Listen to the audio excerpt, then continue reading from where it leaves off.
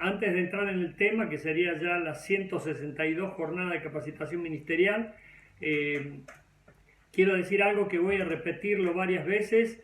Estos temas que tienen que ver con los últimos tiempos no son temas definitivos ni tampoco esenciales, que se entienda bien. ¿Por qué? Porque no podemos hacer doctrina de ellos, por el hecho de que, bueno, cuando uno se mete a investigar se encuentra con un montón de versiones, un montón de formas de interpretar la Biblia y principalmente lo escatológico, es decir, lo relacionado con el fin.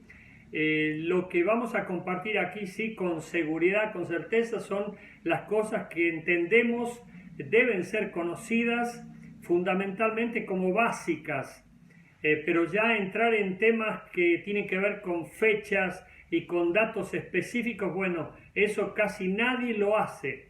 ¿Por qué? Porque eso dividiría, eso haría entrar en terreno muy que sería difícil de manejar, por el hecho de que nadie puede decir esto es así y se va a dar así y nada más que de esta manera, porque la misma Biblia lo enseña y todas las interpretaciones pueden dar diferentes corrientes. Por lo menos hay 3 o 4 interpretaciones diferentes. Yo no las voy a compartir ahora porque sería muy largo de explicarlo, pero sí vamos a explicar aquello que creemos que son las cosas fundamentales que todos debieran saber y que ningún cristiano maduro debiera ignorar. Así que vamos a comenzar, vamos a orar, vamos a pedir que Dios nos esté guiando. Así que, bueno, oramos entonces. Quiero agradecerte, Señor, por este tiempo de iglesia, por este momento de compartir tu palabra. Te pedimos guía, sabiduría y, por supuesto, la unción de tu Espíritu que se manifieste ahora para que no haya ninguna confusión, nada que pueda perjudicar a tu pueblo, sino solamente edificarlo para la gloria de tu nombre. Cosa de que todos estemos advertidos, percatados y no incautos ni tampoco ignorantes sobre todas las cosas que vienen por delante y ya están determinadas. Gracias quiero darte por cada uno de tus hijos e hijas y también por este día más de vida que nos das. Bendice a tu pueblo y a todos los que estén afectados por diferentes problemas, Señor, de cualquier índole.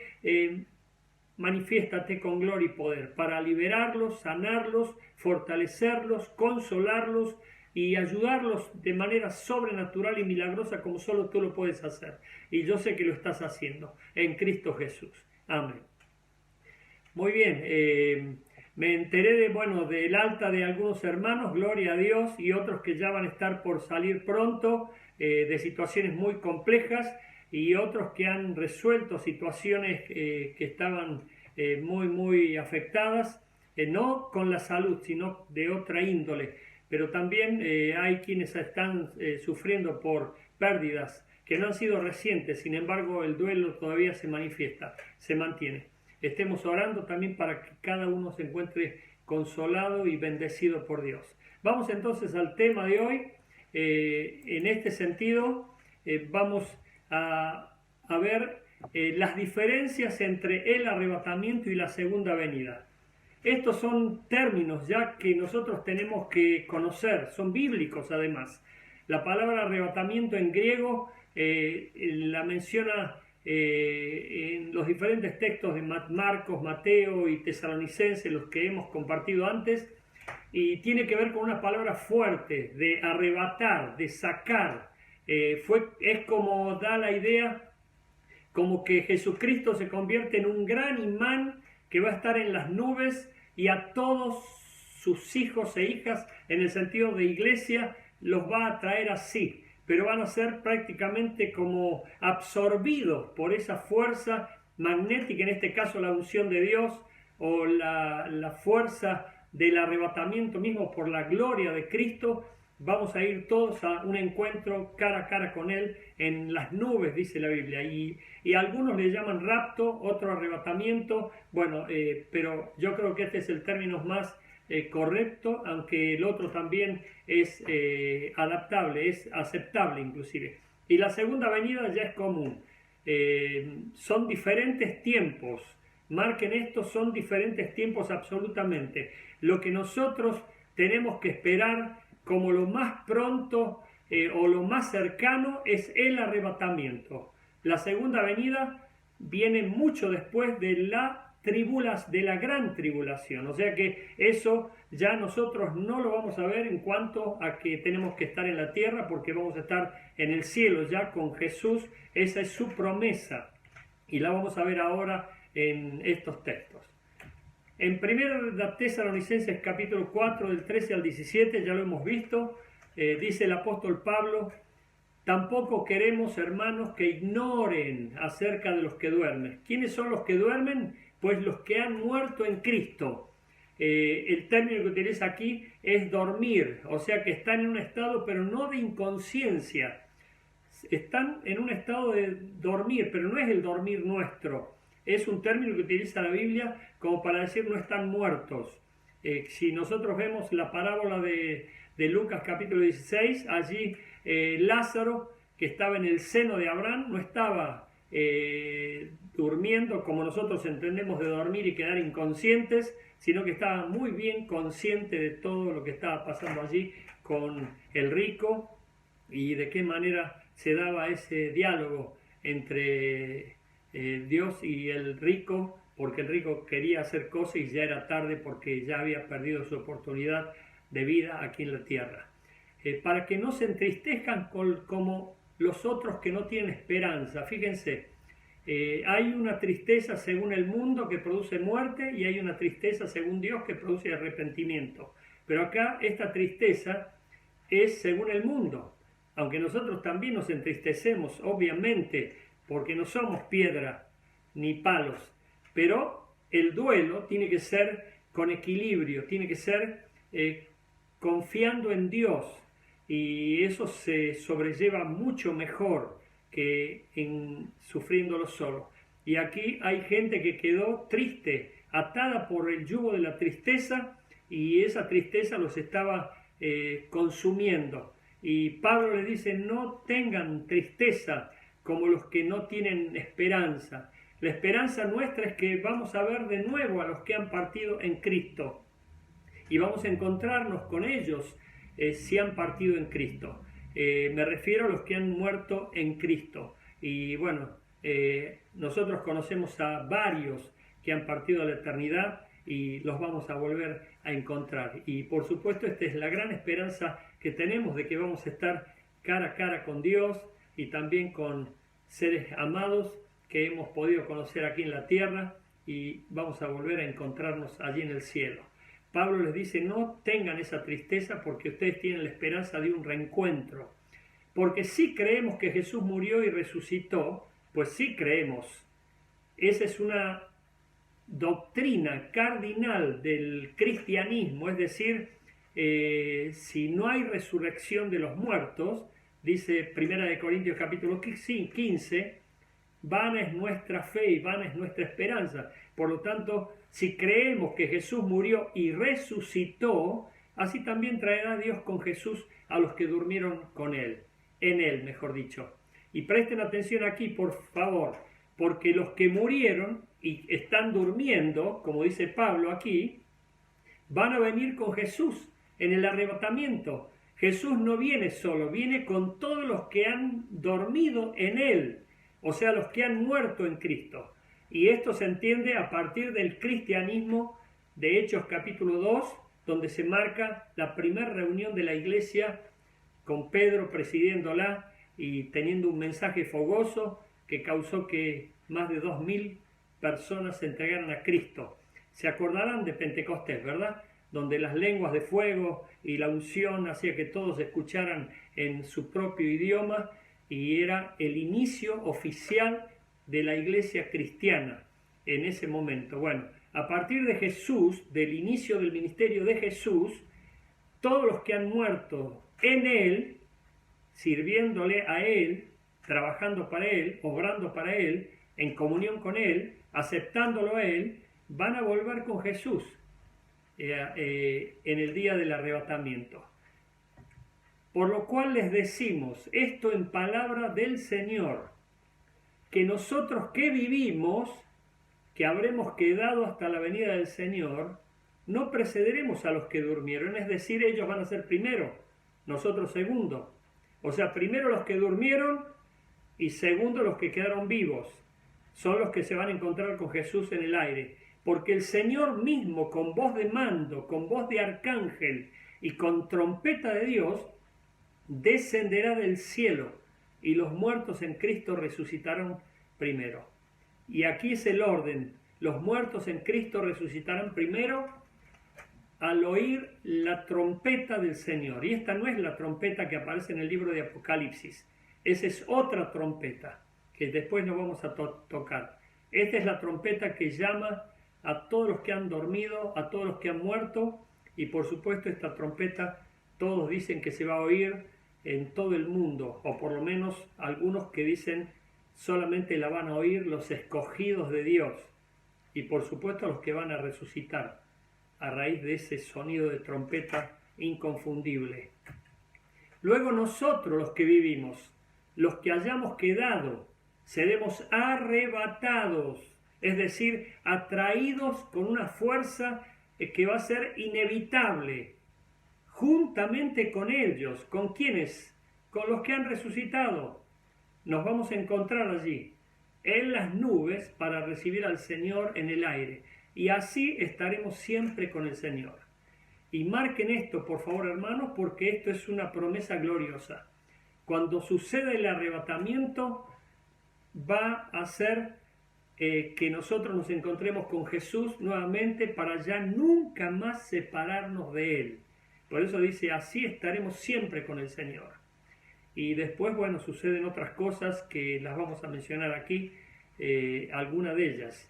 Otras van a darse en el transcurso de la tribulación y de la gran tribulación, y otras van a darse cuando suceda lo que se da con la segunda venida y el milenio de Jesucristo, donde va a estar el diablo atado por 1000 años. Vamos a entrar en ese detalle más adelante. El arrebatamiento no tiene fecha, por eso no podemos decir prepárense porque esta noche vuelve Jesús. No, es inminente el arrebatamiento. Inminente significa que puede suceder en cualquier momento. Por eso las advertencias son: velen y oren, no se duerman. Y no es el dormir de reponer el sueño o el cansancio, o las fuerzas, mejor dicho. Es el dormir de inconsciencia, es el dormir de dejadez, es el dormir de indolencia, es el dormir de decir, no me interesa cuándo vuelva, debe faltar mucho, por lo tanto hago lo que se me antoja. Bueno, aquí el arrebatamiento no tiene fecha, por lo tanto debemos estar preparados. Esta es una gran característica en la cual coinciden todos los que estudian la escatología. Tenemos que estar preparados, advertidos, porque va a volver y ya no necesita más advertencias, ya está dicho todo. No es que va a decir prepárate porque mañana vengo, no, prepárate porque vengo en cualquier momento. Por eso qué lindo es saber que si viene hoy mismo, esta noche, estemos listos, que podemos decir, heme aquí, Señor. Como les dije esa vez, de esa persona que le avisaron que iba a morir en pocos minutos o pocas horas, y le dijo, ¿usted tiene algo que cambiar porque le queda poco tiempo de vida? Y él dijo, se fijó en la agenda y dijo, nada, está todo en orden, estoy preparado. Bueno, qué lindo es saber que estamos preparados. Señor, cuando quieras venir, aquí estamos. La segunda venida se da 7 años después del rapto, cuando termine la gran tribulación. Esta es la gran diferencia. Una no tiene fecha, la otra sí tiene fecha. Y se va a dar 7 años después, porque la tribulación y la gran tribulación es lo que abarca el gobierno del anticristo, y eso son 7 años. Por lo menos se cree que son 7 años como los conocemos nosotros, a menos que la sorpresa sea de que no son 7 años como nosotros los contamos, sino que son 7 años como los cuenta Dios, y ahí, bueno, cambia toda la historia. Pero lo pronto es que se entiende y la mayoría coinciden que son 7 años después del arrebatamiento, cuando termine la gran tribulación. Viene Jesús y no solo, viene con su iglesia, con nosotros. El arrebatamiento será antes o cuando termine la tribulación, pero antes de la gran tribulación. Y quiero aclarar esto, por favor, porque con esto me estoy jugando. Por lo menos todo lo que leo y entiendo me hace ver que los días van a ser cortados por causa de los escogidos. Y lo dice justamente cuando dice, y cuando comience el principio de dolores. Es decir, que todavía no van a ser los dolores extremos, terroríficos, como se van a dar en la gran tribulación, que la gente va a desear morir y no va a poder morir. Y van a meterse en las cuevas y van a desear que el monte se le venga encima, y no va a pasar eso, porque la gran tribulación tiene que ser sufrida, lo dice la Biblia, por la gran perversión y la gran malignidad que habrá crecido enormemente como nunca nadie se lo imaginó, y que por supuesto está determinado desde muchísimos años esta profecía que se va a dar, y nosotros lo sabemos.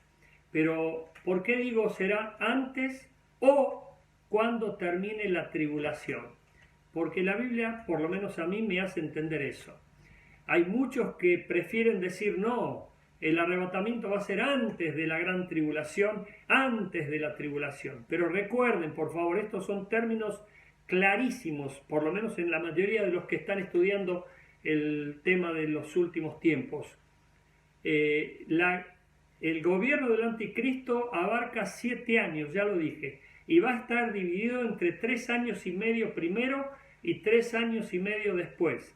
Durante los 3 años y medio primero, el anticristo se va a mostrar bueno, bondadoso, pacífico, armonioso, y va a ser el político número 1 en el mundo que va a traer paz, y aún va a firmar un pacto con los judíos para lograr la pacificación, cosa que nunca logró nadie en Medio Oriente, y él lo va a lograr. Y los judíos van a quedar tan impactados por ese carisma y por esa personalidad que lo van a reconocer como Mesías y se van a ir tras él, y hasta van a firmar un pacto que tiene que ver con que la ley se va a dar a conocer abiertamente. Por eso dice la Biblia que la ley va a haber un conocimiento grande de la ley de Jehová, porque los judíos van a estar promocionando este pacto y promocionando la ley de Jehová, y todo el mundo va a tener acceso a eso, solo que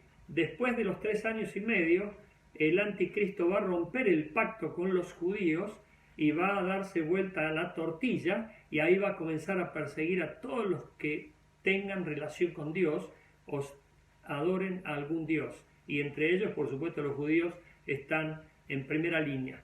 Pero eso tiene que ver con la profecía. En ese momento ya la iglesia, obviamente, cuando entre en ese clímax tan extremo de persecución y de sufrimiento, en esos momentos yo creo personalmente va a ser arrebatada, porque habla de acortar los días y habla de que la iglesia no va a sufrir la ira del Cordero.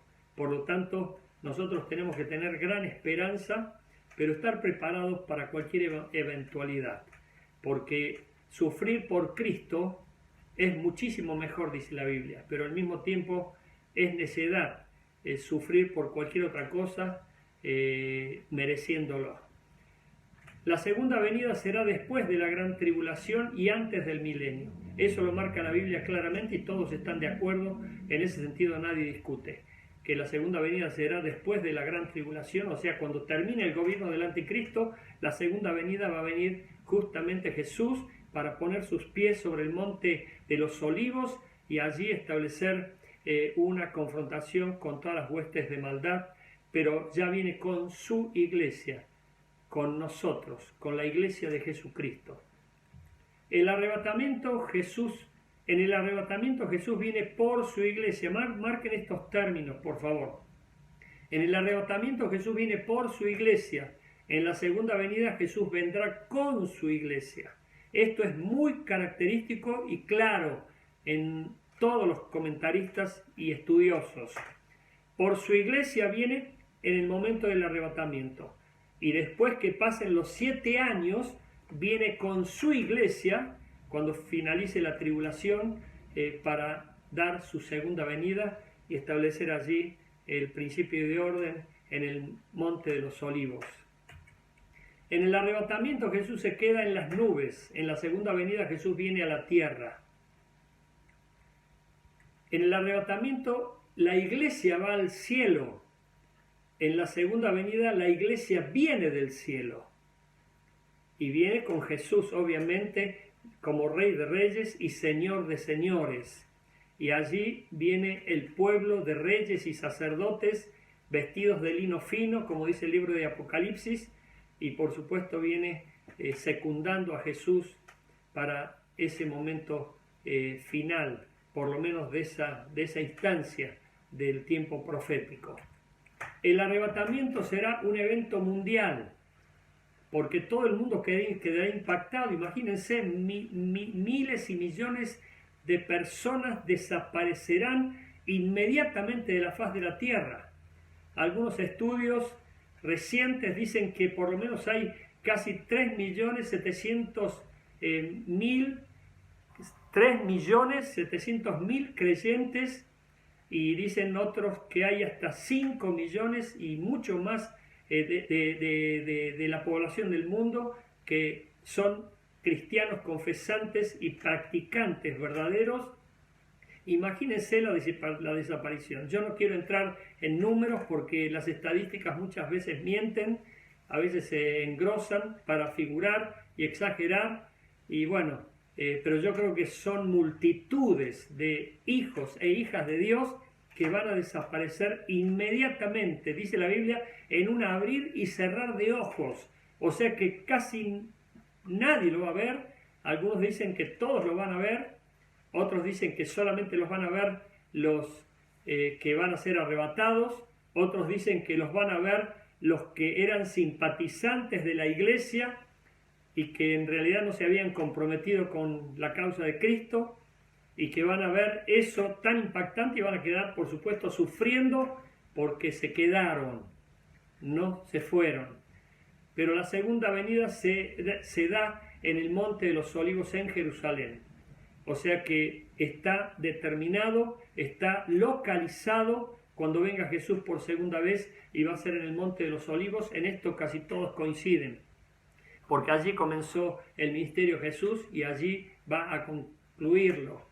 El arrebatamiento será un evento mundial. Ya lo dije de alguna manera, pero imagínense, imagínense también ustedes, va a ser una catástrofe mundial tan grande, y los noticieros estarán diciendo, como lo dice la película, fueron arrebatados. Hay una película en internet muy buena, impactante, pero habla justamente de esto que estamos diciendo, del arrebatamiento y del hecho de que muchos fueron dejados atrás, es decir, que no pudieron ser arrebatados. ¿Por qué? Porque no se comprometieron, no tomaron las decisiones en serio, ni las profecías tampoco, y tampoco hicieron una entrega sincera a Cristo para servirlo, para amarlo, para representarlo, para darle la gloria, como es necesario y la Biblia nos enseña. Ellos simplemente jugaron a la religión o miraron de afuera, fueron meros simpatizantes, pero la Biblia dice que el Evangelio necesita ser obedecido, y mucho más la gran comisión de ir por todo el mundo y predicar el Evangelio para que todo el mundo sea salvo. El arrebatamiento será en un abrir y cerrar de ojos. La segunda venida será vista por todo el mundo. Y esto es impactante, aunque muchos atribuyen a la internet y a la televisión esta posibilidad. Sinceramente yo creo que Dios no necesita ni de internet ni de televisión para que lo que Él haga sea notorio, pero obviamente va a ser un evento que va a causar impacto y va a ser visto por todo el mundo. El arrebatamiento es solo para personas salvas, la iglesia. La segunda venida es para todos los que hayan quedado.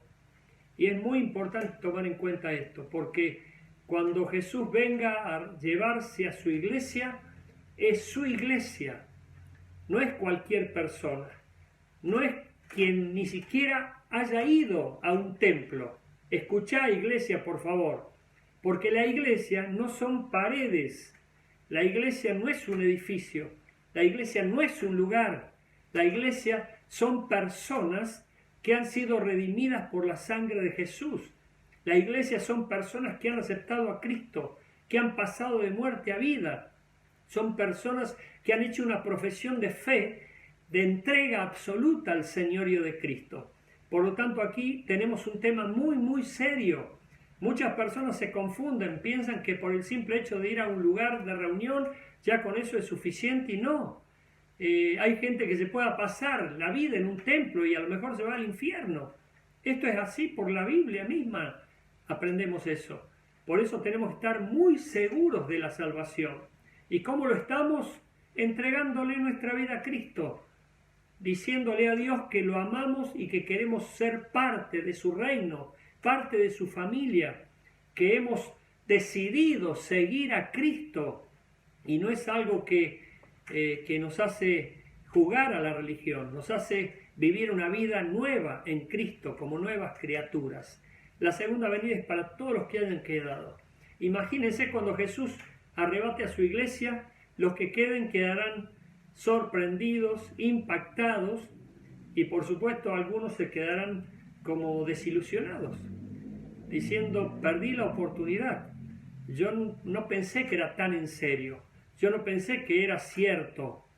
Si bien sabía algunas profecías, nunca me imaginé que iba a cumplirse. Bueno, esto es lo que sucederá indudablemente, porque mucha gente quedará y mucha gente sufrirá terroríficamente, porque la Biblia misma nos lo enseña. En el arrebatamiento Jesús juzgará a su iglesia. En la segunda venida Jesús juzgará a todas las naciones. Y es muy importante también este punto. ¿Por qué? Mire lo que dice, Pedro dice, pienso que lo he puesto al texto, ya lo voy a ver, pero dice que si el juicio comienza por su iglesia, ¿qué de aquellos que quedan? Bueno, el juicio, yo les dije en otra oportunidad para que nadie se asuste, en cuanto al juicio que va a ser para la iglesia, ya no es un juicio condenatorio. ¿Por qué? Porque hemos sido justificados por Cristo.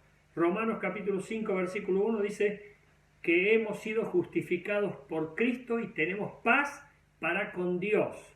Es decir, que Jesús, al cargar nuestros pecados en la cruz, nos quitó la carga de encima. Por eso, gracias a Dios, a su amor, y gracias a Jesús, a su entrega en la cruz, nosotros no estamos en la vereda de los pecadores perdidos. Estamos en la vereda de los pecadores redimidos, porque Jesús con su sangre nos redimió, nos libró del castigo eterno, de la condenación, del diablo, del pecado. Y por supuesto, eso nos trae mucha paz, nos trae mucho gozo de saber que cuando nos encontremos con Jesús, Él no va a venir con un dedito acusador para decirnos, vos me fallaste en esto o en aquello o en esto otro. Él va a venir para decirnos, buen siervo y fiel, sobre mucho has sido fiel, sobre mucho te pondré. Y acá viene el tema, porque yo lo digo de esta manera citando el versículo que ustedes conocen, pero lo cierto es que en el tribunal de Cristo, que es el juicio de Dios por medio de Jesucristo para la iglesia, es un juicio donde van a haber recompensas y galardones conforme nosotros hayamos obrado en nombre de Cristo. Por eso ahí se va a determinar quiénes son grandes y quiénes son pequeños. Eso es lo que dice la Biblia exactamente. Pero sigamos, por favor. En el arrebatamiento la iglesia se gozará y recibirá recompensas. En la segunda venida Jesús condenará a los perdidos, porque espera condenación a los perdidos. Pero mientras tanto hay esperanza para el pueblo de Israel, y esto más adelante lo vamos a ver. En el arrebatamiento Jesús viene por su iglesia, ya lo dijimos. En la segunda venida Jesús viene con su iglesia, pero por Israel y las naciones.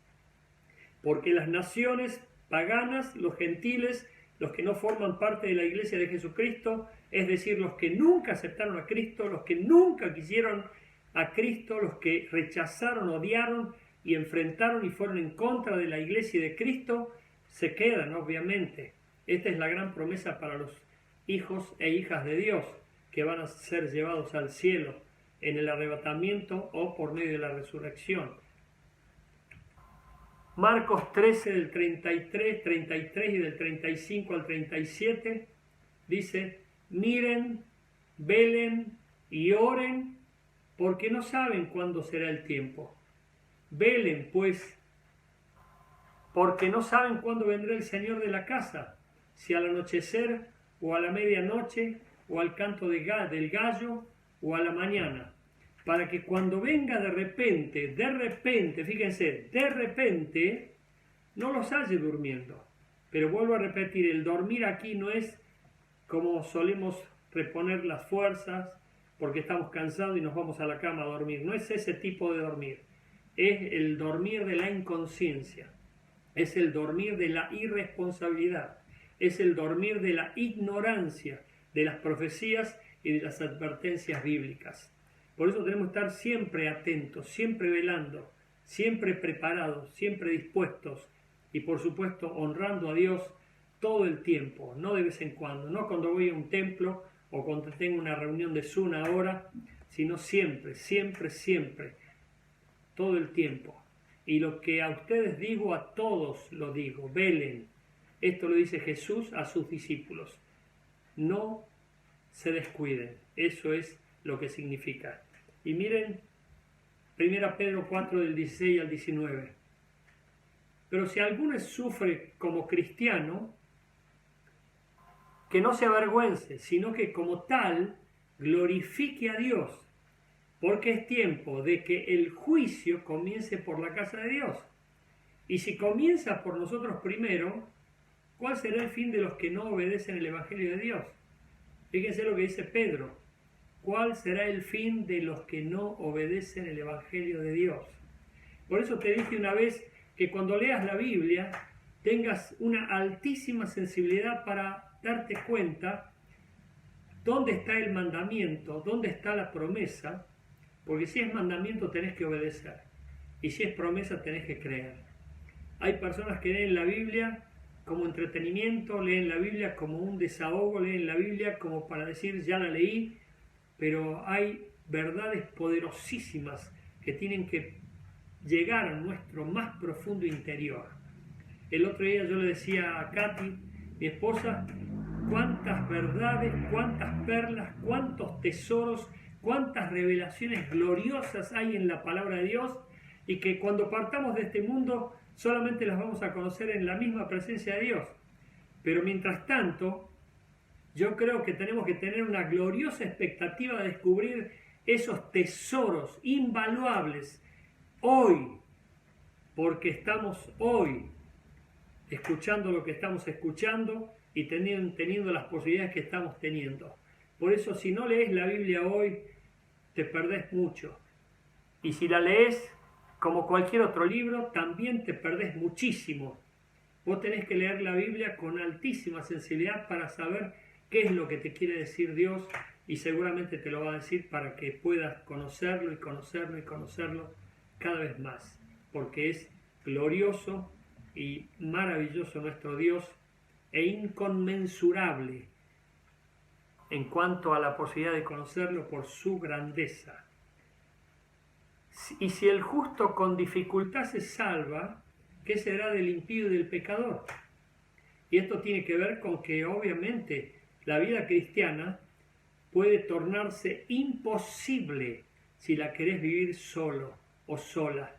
La vida cristiana solamente se vive en comunión con Dios, solamente se vive en victoria cuando vos tenés una íntima comunión con Dios y amás a Dios y profesás ese amor no solamente con unas palabras de vez en cuando, sino con una actitud permanente de tu vida rendida a Él. Vos sabés a qué me estoy refiriendo. Hay personas que solamente de labios adoran a Dios, de labios dicen Dios, como dijo Jesús. Ustedes solamente me adoran de labios, pero vuestros corazones están muy lejos de mí. Por eso hay mucha gente que obviamente va a perderse y otros que van a sufrir porque realmente quieren consagrarse cada vez más y lo están haciendo solos, pero con Dios y con el Espíritu Santo todo es más llevadero, todo es más fácil y todo es glorioso. Por eso no estés solo peleando la buena batalla. Tómate de la mano de Dios y hacé las cosas que tenés que hacer diariamente, pero en su presencia, en su presencia. Y aquí quiero leerles por último el texto que está en Apocalipsis capítulo 3 del 11 al 12. He aquí, dice Jesús, yo vengo pronto, retén lo que tienes, mantén lo que has logrado hasta ahora, no lo pierdas, para que ninguno tome tu corona. Parece ser que hay quienes quieren tomarla y el diablo en primer lugar quiere quedarse con frutos nuestros, quiere borrarnos de la escena. Al que venciere, yo lo haré columna en el templo de mi Dios y nunca más saldrá de allí. Y escribiré su nombre, el nombre de mi Dios y el nombre de la ciudad de mi Dios, la nueva Jerusalén, la cual desciende del cielo de mi Dios, y un nombre nuevo. El que tiene oído, oiga lo que el Espíritu dice a las iglesias. Nosotros estamos advertidos, sabemos perfectamente, leemos la Biblia y podemos darnos cuenta que esto lo dijo Jesús a sus discípulos para que sus discípulos no pecaran por ignorancia, no fueran incautos, estuviesen avisados de lo por venir, para que no anduviésemos preguntando y qué viene después, qué viene ahora o cuándo van a pasar estas cosas. Ya sabemos, las señales ya están dadas, solamente que se van a ir incrementando cada vez más. Y viene el próximo evento para la iglesia de Jesucristo, es el arrebatamiento. Pero ya tenemos algunas señales, yo se las he tirado, por lo menos en estas señales coinciden la mayoría de los investigadores o estudiosos de este tema, que cuando se siente, dice el libro de Apocalipsis y el libro de Daniel, cuando vean que se sienta en Jerusalén y lo llama la abominación desoladora, y se refiere por el contexto al anticristo, es decir, a este personaje mundial que va a surgir en la escena y que va a tener un gran protagonismo a nivel internacional. Cuando vean que se sienta la abominación desoladora, bueno, más vale que ya se preparen, porque el tiempo está cerca y Jesús a las puertas. Eso es lo que dice la Biblia. Así que, iglesia, vuelvo a repetirte lo que dije al principio por quienes se han incorporado tarde. Este tema no es absoluto, no es esencial, porque no podemos hacer doctrina de esto que podría generar divisiones en cuanto a decir viene mañana, viene pasado, viene al principio de la tribulación, no, viene en medio.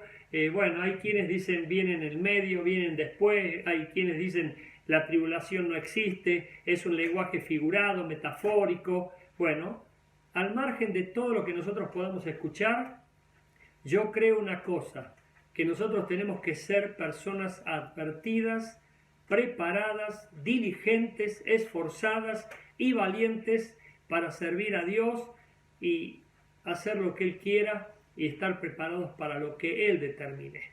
Esa es nuestra cuestión. Y no especular con tiempos ni con días, porque eso ya no entra en nuestro dominio.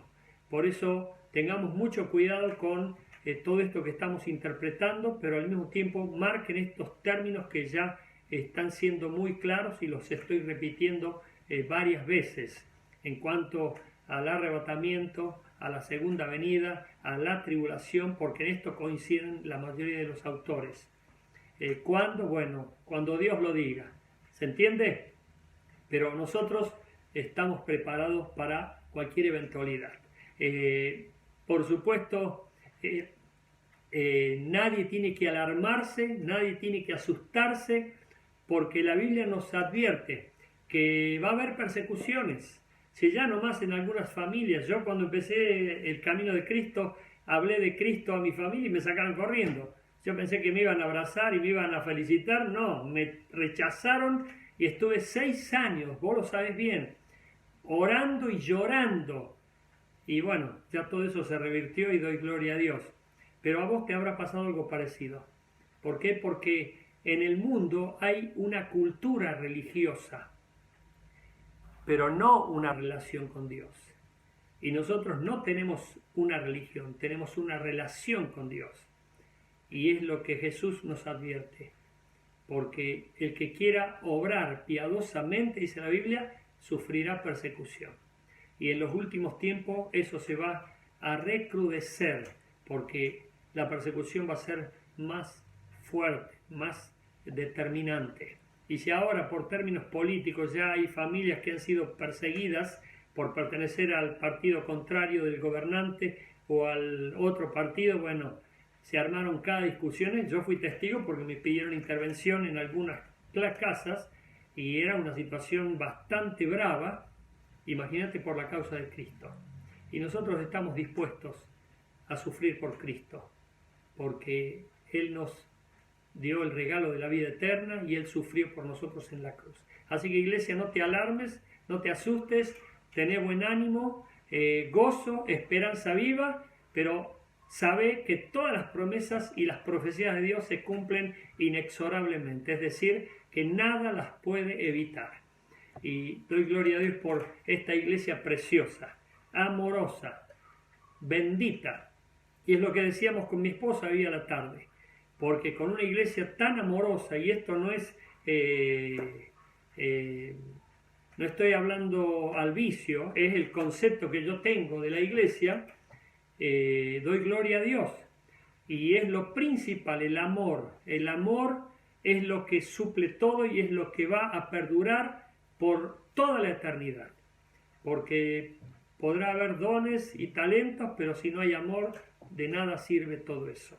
Pero el amor es lo que ha determinado Dios y es lo que tenemos que mantener y hacer crecer cada vez más. Déjame orar, por favor, y ya voy a dar lugar para que compartan algunos algo que han entendido o lo que quieran preguntar, sin que sean preguntas capciosas como la que hicieron los fariseos el domingo pasado a Jesús para ver si pisaba el palito o caía. Por favor, sean benignos, y ahora vamos a estar orando para ya dar lugar a esas preguntas. Aquí tienen el chat, si quieren mandar saludos pero no sean cholulos, por favor, o comentar cosas que puedan ser de bendición y de beneficio para la iglesia, bienvenidos sean. Déjenme orar, por favor. Señor, quiero agradecerte por este tiempo compartido. Te pido que te manifiestes poderosamente en la vida de tu pueblo y que cada uno esté advertido, velando y orando, pero también, Señor, haciendo todo lo que es menester hacer para hacer que muchas personas conozcan a Cristo, porque vas a volver, vas a arrebatar a tu iglesia y vas a llevarnos a la eternidad. Y qué lindo sería que muchos, aún todos los nuestros familiares, puedan disfrutar de ese glorioso evento que va a ser impactante para toda la humanidad. Gracias te quiero dar por todo y pongo todo en tus manos en Cristo Jesús. Amén, amén, amén.